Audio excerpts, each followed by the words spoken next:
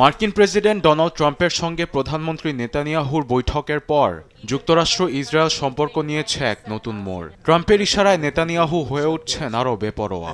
সব জিম্মি মুক্ত করার পর হামাসকে চূড়ান্ত নির্মূলের ঘোষণা দিলেন তিনি। এ নিয়ে শনিবার নেতানিয়াহুর আলাপ হয় ফক্স নিউজে। জিম্মিদের দেশে ফিরিয়ে হামাসের যা অবশিষ্ট তার ধ্বংসে আমরা প্রতিজ্ঞাবদ্ধ। যুক্তরাষ্ট্রের সঙ্গে আমরা এ বিষয়ে একমত। এর মধ্য দিয়ে ওয়াশিংটন তেল আবিবের সামরিক সমঝোতা আরও মজবুত হবে। পশ্চিমা বিশ্বের চোখ রাঙিয়ে প্রতিনিয়ত সামরিক মহড়া চালাচ্ছে ইরান, অর্জন করছে সফলতা।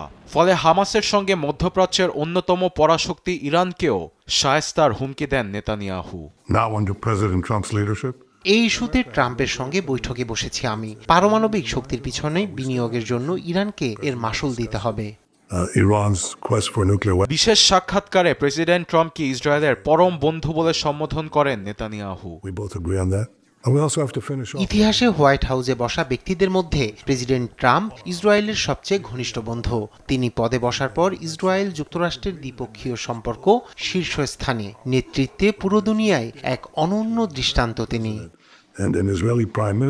সফরে প্রেসিডেন্ট ট্রাম্পকে একটি সোনালী পেজারও উপহার দেন ইসরায়েলের প্রধানমন্ত্রী। উপরে খোদাই করে লেখা, ইসরায়েলের শ্রেষ্ঠ বন্ধু ও মিত্র প্রেসিডেন্ট ডোনাল্ড জে ট্রাম্প। 2024-এর সেপ্টেম্বরে হিজবুল্লাহর ব্যবহৃত পেজার বিস্ফোরণ ঘটিয়ে সবাইকে অবাক করে দেয় তেল আবিব। ধারণা করা হচ্ছে ওই ডিভাইসের মাধ্যমে সংগঠনের নেতাদের গতিবিধি এতদিন নজরে রেখেছিল ইসরায়েলি গোয়েন্দা। আরবিদ আফসার, নিউজ ডেস্ক, দেশ টিভি।